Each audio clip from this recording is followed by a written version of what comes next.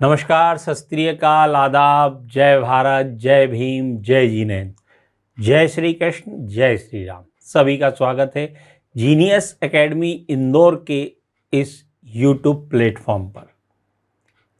हम यहाँ पर पेपर 4th दर्शन शास्त्र, लोक प्रशासन और मनोविज्ञान के अंतर्गत कुछ विशेष टॉपिकों को यहाँ पर हम यूट्यूब पर लाइव देख रहे हैं।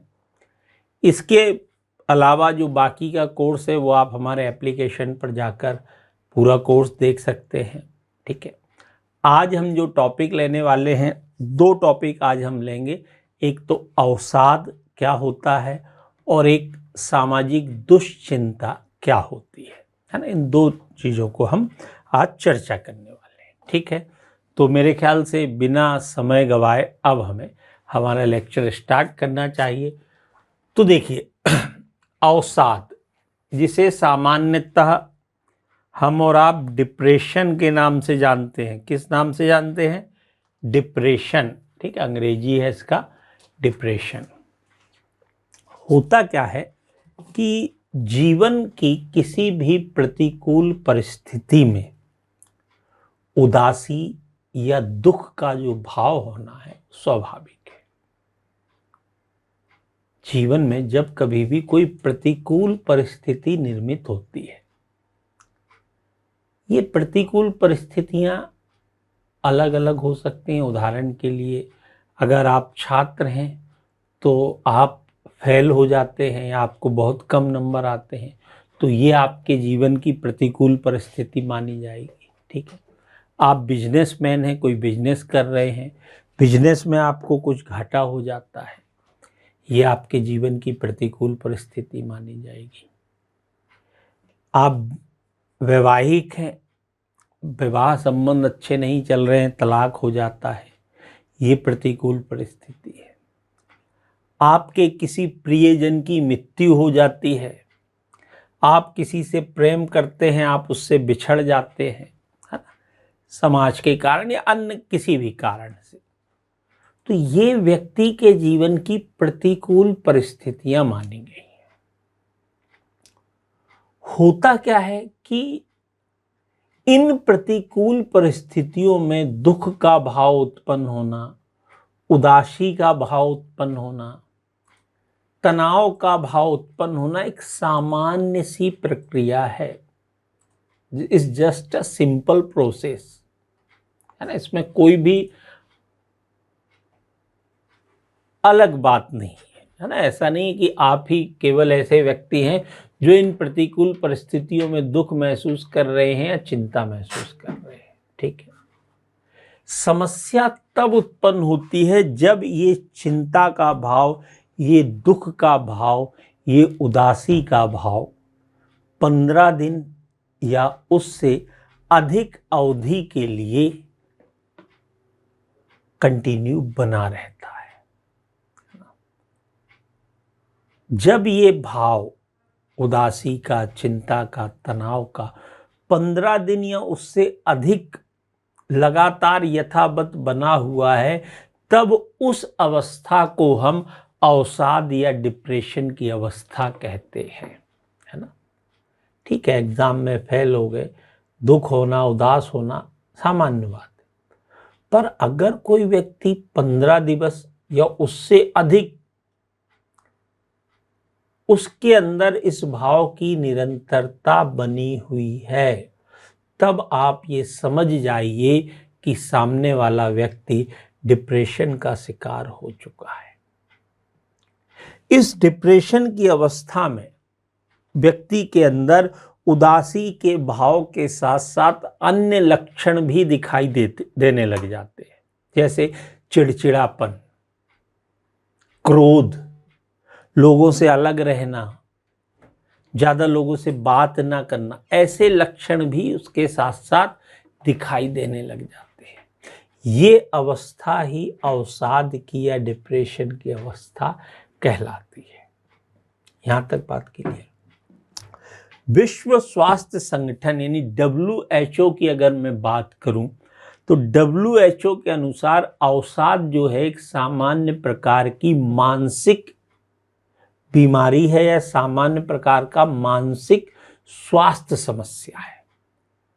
और दुनिया के लगभग 5% वयस्क जो हैं, एडल्ट, जो 18 वर्ष या उससे अधिक के हैं, वो इस अवसाद की समस्या से ग्रसित हैं। और न केवल वयस्क अपितु बच्चे भी इस अवसाद की समस्या से क्या हो जाते हैं, ग्रसित हो जाते हैं। ठीक है, ध्यान रखिएगा। बहुत सामान्य शब्दों में अगर मैं बात करूं तो अवसाद या डिप्रेशन एक प्रकार का मूड डिसऑर्डर है। जो मूड होता है, मूड डिसऑर्डर है, जब आपका दिमाग सामान्य नहीं रहता है, जब आपका जो दिमाग है सामान्य व्यवहार ना करके कुछ असामान्य व्यवहार करने लगता है, तो उसे अवसाद या डिप्रेशन की अवस्था कहा जाता है ना। कहीं कहीं से हर चेहरा तुम जैसा लगता है और तुमको भूल ना पाएंगे हम, ऐसा लगता है। मतलब जब व्यक्ति 15 दिन या उससे अधिक अवधि के लिए उसको हर चीज में वही चीज दिखाई दे रही हो। सामान्यतः प्रेमियों के साथ ऐसा होता है कि प्रेम में बिछड़ गए, अब आपको हर बात पे वो होती तो ऐसा होता, वो होती तो इस बात पे कितना हंसती, वो होती तो इस बात पे कितना दुखी होती, हर बात पे आपको वही चीज दिख रही है। तो समझ लो महाराज, आप अवसाद या डिप्रेशन में आ चुके हैं। 2-4 दिन दिखे, जैसे भैया ठीक है ब्रेकअप हुआ, 2-4 दिन ये सब दुख हुआ, चलता है। अगर 15 दिन या उससे अधिक तक ये अवस्था दिख रही है तो समझ लीजिए आप डिप्रेशन में जा चुके हैं। आप नहीं, आपके मित्र यार कोई भी हो सकता है। ठीक है, कोई आपका मित्र एग्जाम में फेल हो गया, भैया प्री क्लियर नहीं कर पाया, ठीक, 1-2 दिन 3 दिन दुखी रहे, उदास रहे, तो ठीक है यार, चलता है, बनता है उदास होना।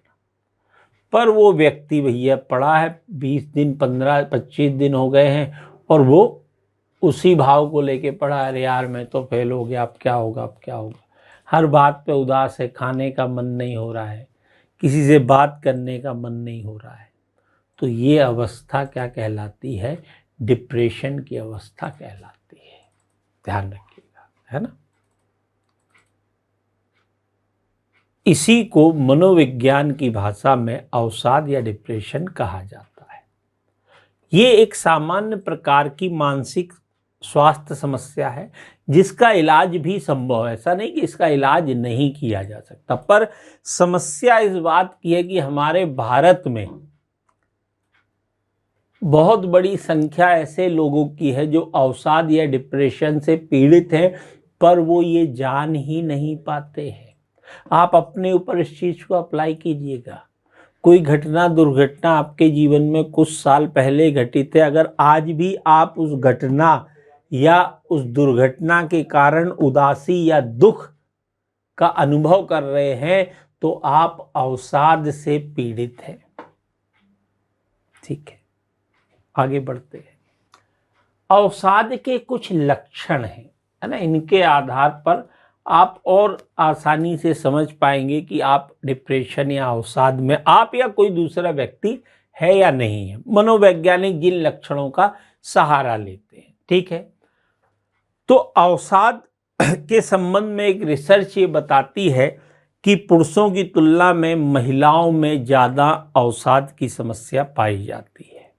ठीक, अवसाद के लक्षणों को कुछ सामान्य लक्षण से लेकर कुछ गंभीर लक्षण तक हमें दिखाई देते हैं। जैसे सबसे पहले हम सामान्य लक्षणों की बात करें तो सामान्यतः है कि छोटी छोटी बातों में चिढ़ जाना, हताश होना, चिंतित होना, बेचैन होना, है ना, वो मेरी नींद मेरा चैन मुझे लौटा दो वाला बेचैन होना, है ना, थकान महसूस करना, प्रॉपर नींद ना आना, है ना, कई लोग को होता है नींद की समस्या है,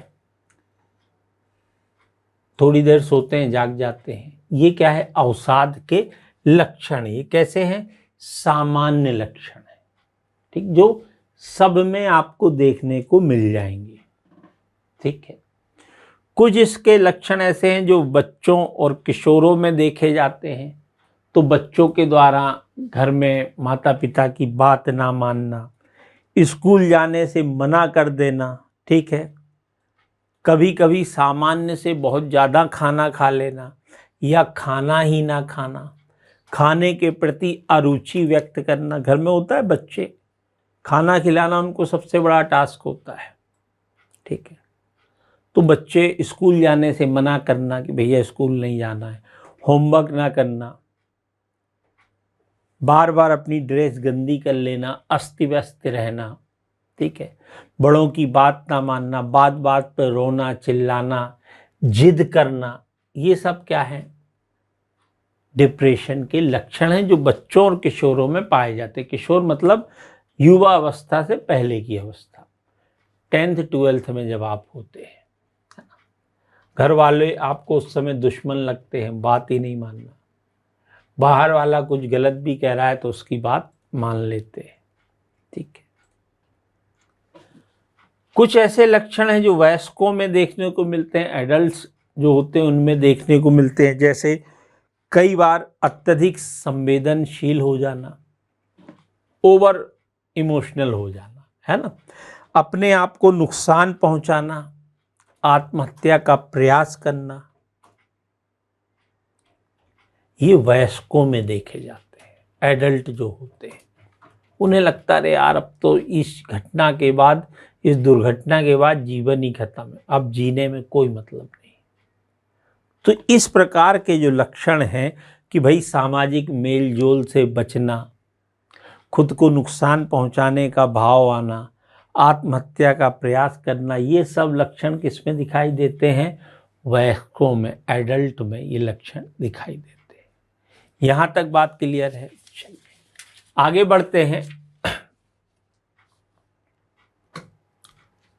अवसाद के कुछ कारक हैं। ठीक है, क्या क्या कारक हैं, किन कारणों के चलते व्यक्ति अवसाद या डिप्रेशन में चला जाता है। तो देखिए, सबसे पहला कारक है आनुवांशिक कारक, जेनेटिक्स। तो ऐसा देखा गया है, जेनेटिक मतलब जो माता पिता से बच्चों को प्राप्त होते हैं। ठीक है, तो सामान्यतः ये देखा गया है कि अगर जन्म के समय माता पिता डिप्रेशन में है या माता पिता को ये डिप्रेशन की समस्या रही है और आपके किसी सगे संबंधी को अगर ऐसी कोई डिप्रेशन की समस्या रही है, तो ऐसे बच्चों में बड़े आसानी से डिप्रेशन उत्पन्न हो सकता है, बहुत आसानी से। मतलब जीवन की फिर कोई छोटी घटना भी उनको डिप्रेशन की ओर ले जा सकती है। तो ये एक जेनेटिक रीज़न भी इसके पीछे काम करता है। जिन माता पिता को अवसाद की समस्या रही हो, ऐसे माता पिता से जो संतान की उत्पत्ति होती है, ऐसे संतान को डिप्रेशन बहुत आसानी से हो जाता है। ठीक है, दूसरे कारक की तरफ बढ़ते हैं, परिवर्तन या आघात। आघात का अर्थ होता है ट्रॉमा, कहते हैं ना इसको, ट्रॉमा इंग्लिश में। किसी के जीवन में एक बहुत बड़ी कोई दुर्घटना घटित हो जाए, जैसे किसी परिवारजन की मृत्यु हो जाना, किसी का विवाह टूट जाना, किसी का प्रेम विच्छेद हो जाना, किसी आप जिससे प्यार कर रहे हैं आपको पता चलता है कि वो आपके साथ साथ अन्य 5 लोगों से भी प्यार कर रहा है ना, ये आघात है। कई लोग पागल हो जाते हैं, पिक्चरों में देखा होगा ना, हीरो पागल हो जाता है, गाना आता, जीता था जिसके लिए मरता था। तो ऐसा कोई जीवन में आघात या कोई ऐसा परिवर्तन अचानक, लोग बदल गया, समझ लो सामने वाला बदल गया, कल तक आपके साथ था आज वो एकदम बदल गया, तो ये ऐसा कोई परिवर्तन या आघात व्यक्ति के जीवन में पड़ता है जिससे वो सामान्यतः आसानी से एडजस्टमेंट स्थापित नहीं कर पाता। अनएक्सपेक्टेड चीज थी उसके जीवन की। ये अनएक्सपेक्टेड जो चीज थी उसके साथ वो तालमेल नहीं बिठा पाता है, फलतः वो मानसिक अवसाद या मानसिक बीमारी, जिसे हम अवसाद या डिप्रेशन कहते हैं, उसका शिकार हो जाता है। ठीक है, दूसरा कारक है। तीसरे कारक की बात करूं, बीमारियां, है ना। कई बार कई लोगों को इस प्रकार की बीमारियां हो जाती हैं जिनका इलाज ही संभव नहीं हो पाता है, जैसे कैंसर, है ना। सामान्यतः देखा गया है जिन लोगों को कैंसर की बीमारी है, ऐसे लोगों में डिप्रेशन देखा जाता है। डायबिटीज, ये कुछ ऐसी बीमारियां हैं जो बड़ी घातक बीमारियां हैं। इन बीमारियों के चलते आदमी को पता होता है कि यार इतने आसानी से इसका इलाज संभव नहीं है, तो व्यक्ति डिप्रेशन में चला जाता है। ठीक है। अकेले रहना, ये भी एक बहुत बड़ी समस्या है, लिविंग अलोन, है ना। जो लोग अकेले रहते हैं, अकेले रहने वाले लोग अवसाद की समस्या से बहुत जल्दी घिर सकते हैं। ऐसे लोगों को उन लोगों की अपेक्षा जो लोग समूह में रहते हैं, परिवार के साथ रहते हैं, उनको अवसाद नहीं होता है। जो बेचारे लोग गांव छोड़ के, घर छोड़ के शहरों में आ रहे हैं नौकरी करने, पढ़ाई करने, ये छोटे छोटे कमरों में रह रहे हैं, है ना। उसी कमरे को बेडरूम बनाए हैं, उसी को किचन बनाए हैं, उसी को हॉल बनाए हैं, सब वही है। अपने भाव, अपने विचार किसके सामने व्यक्त करें। इतने बड़े अनजान शहर में जहां लाखों की जनसंख्या है पर अपना कोई नहीं। जब अपना कोई नहीं है तो अपने मन के भाव किसके सामने रखें। अकेला रहने वाला व्यक्ति अवसाद से बहुत जल्दी पीड़ित हो जाता है। ठीक है। नेक्स्ट, निराशावादी दृष्टिकोण होता है ना। कई लोगों का दृष्टिकोण ही होता है निराशावादी, नेगेटिव। वो हर बात में नेगेटिव निकाल लेते हैं, कितना भी अच्छी बात हो। जैसे बौद्ध दर्शन, है ना। बौद्ध दर्शन कहता है ना कि दुख ही दुख है इस संसार में, हर चीज में दुख। आपने कहा नहीं साहब, ऐसा थोड़ी हर चीज में दुख है। सिलेक्शन मिल जाएगा तो हम खुश हो जाएंगे। वो कहेंगे सिलेक्शन मिलने में भी दुख है। आप कहेंगे कैसे? वो कहेंगे अरे सिलेक्शन मिला है, अभी अच्छी पोस्टिंग मिलने का दुख, प्रमोशन का दुख। बोले वो दुख ही है साहब। तो कुछ लोग होते हैं जो निराशावादी दृष्टिकोण रखते हैं। निराशावादी दृष्टिकोण रखने वाले लोगों को अवसाद की समस्या का सामना करना पड़ता है। ठीक है। नेक्स्ट, नशीले पदार्थों का सेवन, है ना। कुछ लोग शराब का, गांजे का, भांग का बहुत अधिक मात्रा में सेवन करते हैं। और जो लोग इन नशीले पदार्थों का बहुत ज़्यादा मात्रा में सेवन करते हैं, ऐसे लोग अवसाद की समस्या से बड़ी जल्दी ग्रसित हो जाते हैं। क्योंकि ये नशा करके, नशीले पदार्थों का सेवन करके अपना मानसिक जो संतुलन है वो पहले ही डिस्टर्ब कर लेते हैं।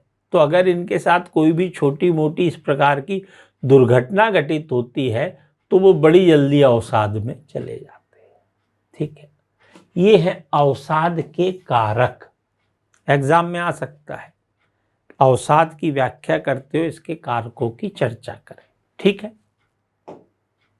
नेक्स्ट, अवसाद का उपचार कैसे किया जाए भैया?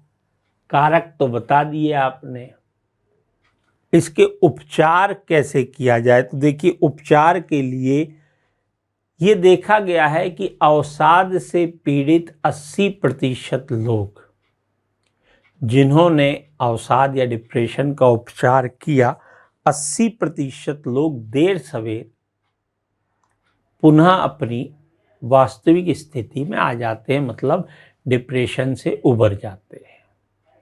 डिप्रेशन को दूर करने के लिए अलग अलग पद्धतियां हैं। जैसे सबसे पहली है मनोचिकित्सा, है ना। इसके अंतर्गत जो मनोचिकित्सक होता है वो आपसे बात करता है, आपसे प्रश्न पूछता है ना, जानकारी लेता है, आपके जीवन में जो घटनाएं घटित हुई हैं उनका कारण जानता है।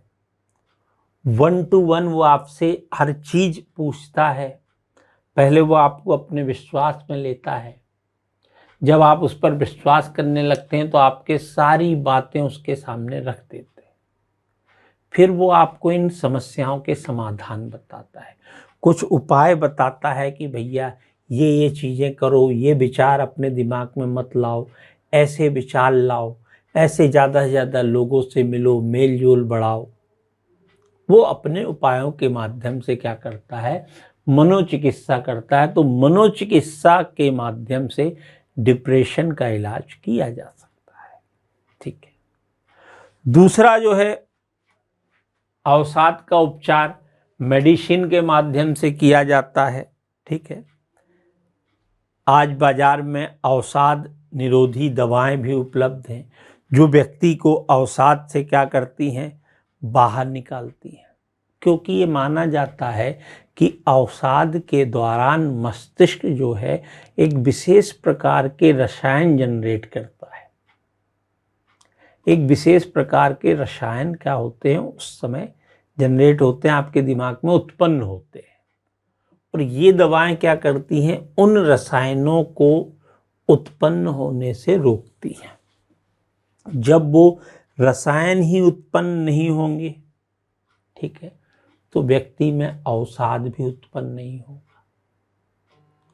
तो दवाओं के माध्यम से जो व्यक्ति है, जो रोगी है, उसके दिमाग में उत्पन्न होने वाले जो रसायन हैं उनको उत्पन्न होने से रोक दिया जाता है। तो दूसरा तरीका क्या है, दवा के माध्यम से भी आप अवसाद का इलाज कर सकते हैं, लेकिन दवा भी आप मनोचिकित्सक की सलाह से ही लें।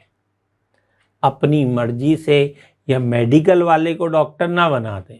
हमारे भारत की सबसे बड़ी समस्या है, 90% लोग तो मेडिकल वाले को डॉक्टर से भी ऊपर मानते हैं।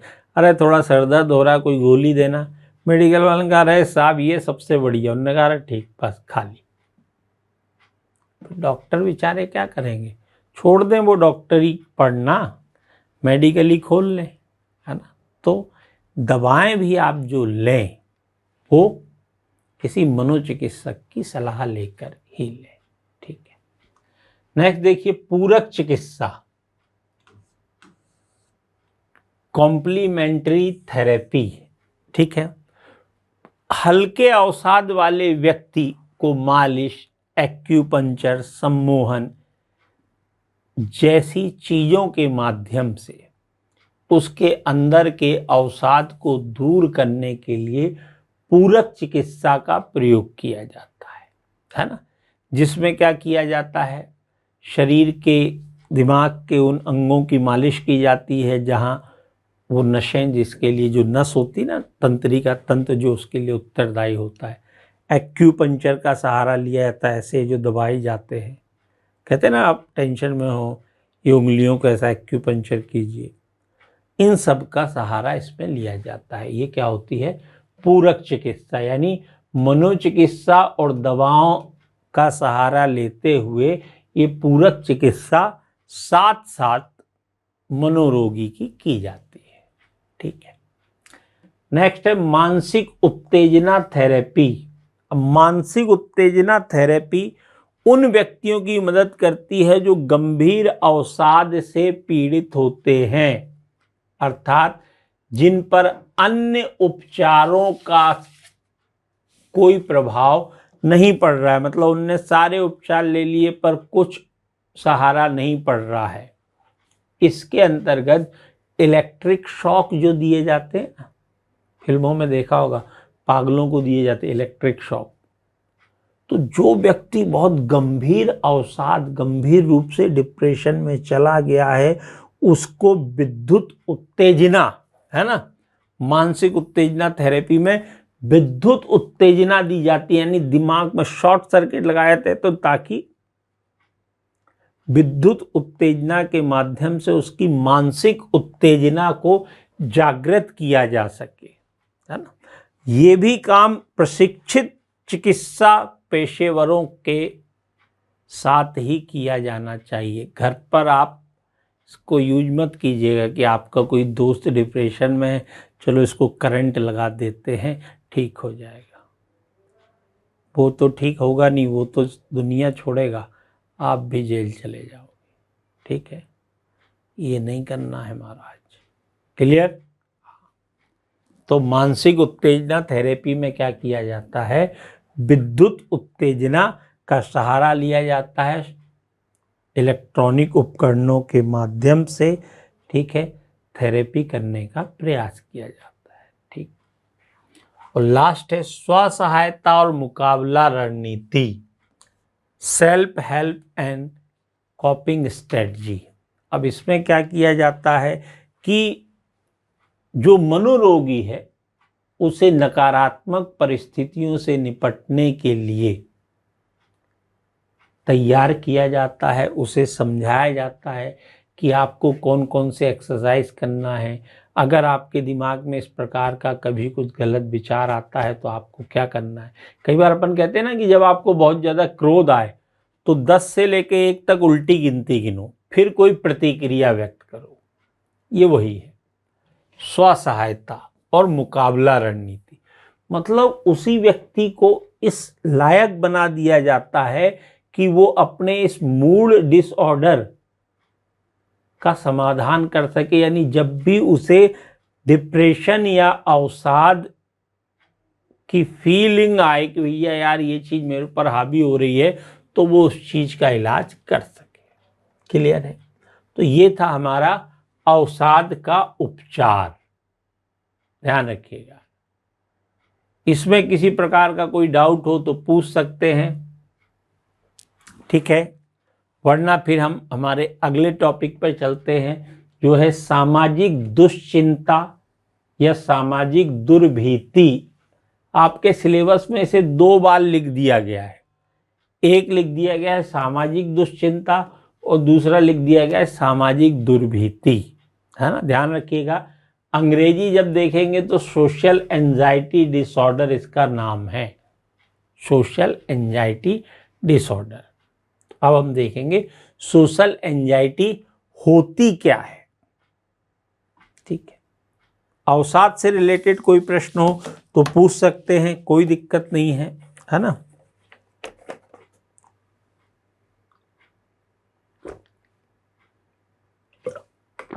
और अगर क्लियर है तो भी बता दीजिए, तो भी आगे बढ़ा जाए। चलिए, क्लियर है, कोई प्रश्न? बढ़े। देखिए,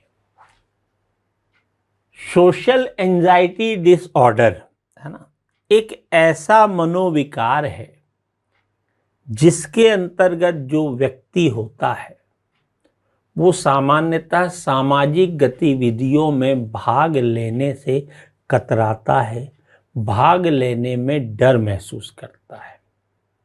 उसे सोशल एंजाइटी डिसऑर्डर कहा जाता है, सामाजिक दुश्चिंता, जिसमें वो जो सामाजिक गतिविधियां होती हैं जैसे विवाह, कहीं सम्मेलन, ठीक है, कहीं कोई गेट टुगेदर हो रहा है, वो ऐसी चीज़ों में पार्टिसिपेट करने से घबराता है।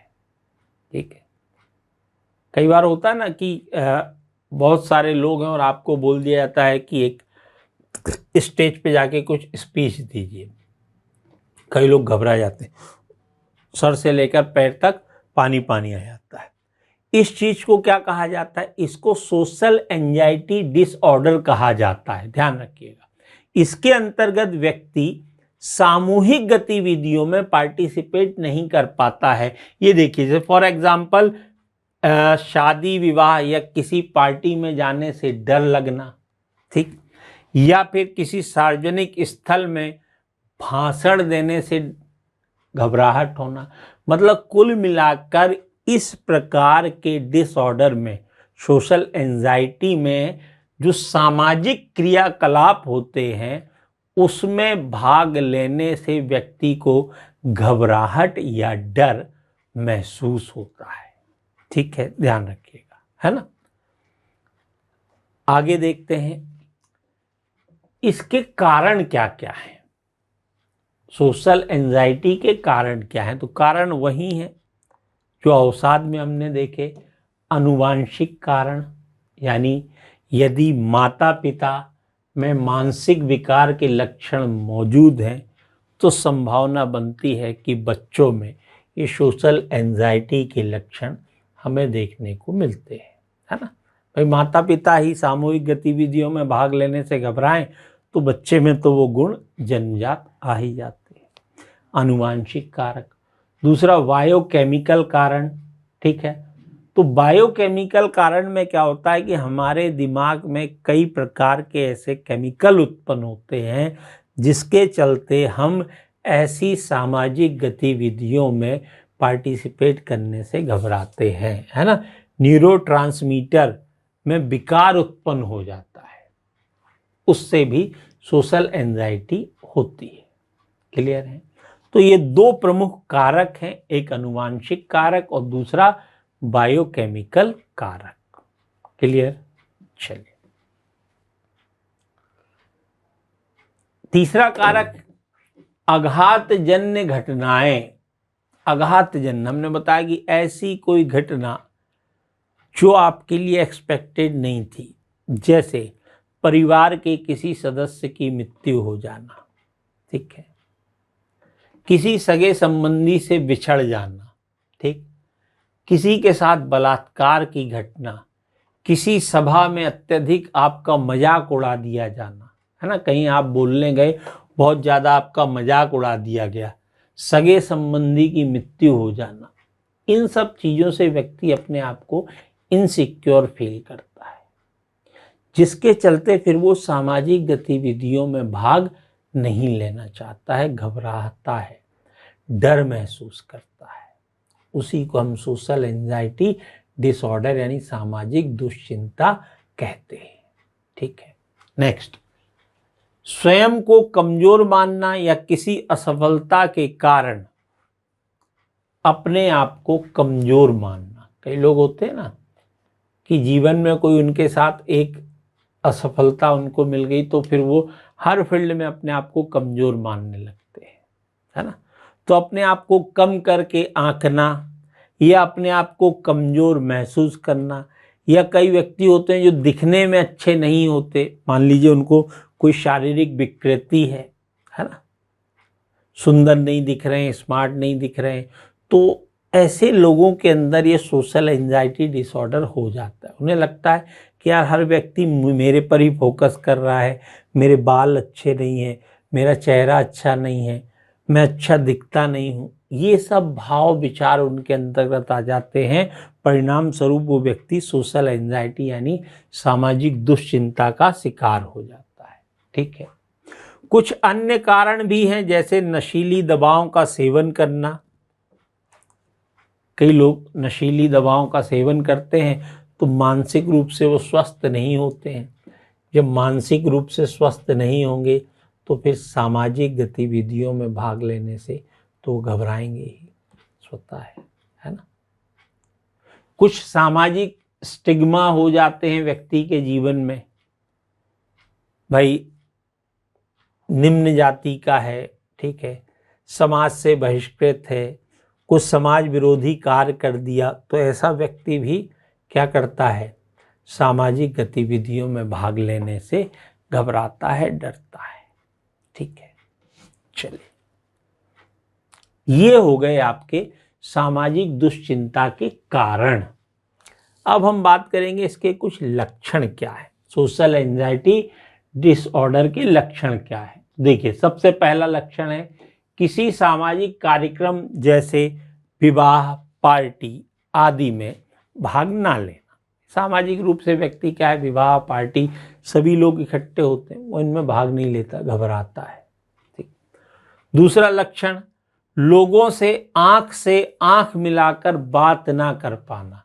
कई लोग होते हैं, आप बात कर रहे हैं, वो इधर देख रहे हैं, इधर देख रहे हैं, से देख रहे हैं, बात कर रहे हैं, बोल रहे हैं, ये क्या है, ये सोशल एंजाइटी का लक्षण है, जो आंख से आंख मिलाकर बात नहीं कर पाते हैं।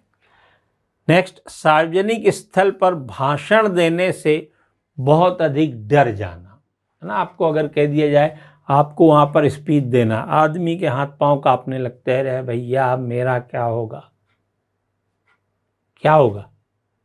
जिनके सामने भाषण देना है वो भी तो इंसान ही है, पर वो व्यक्ति बहुत ज़्यादा डर महसूस करता है। क्यों? क्योंकि वो सामाजिक दुश्चिंता का शिकार है, सामाजिक दुर्भीति का शिकार है।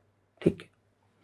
अगला लक्षण, अकेले रहना पसंद करना, अकेला रहना उसे बहुत अच्छा लगता है।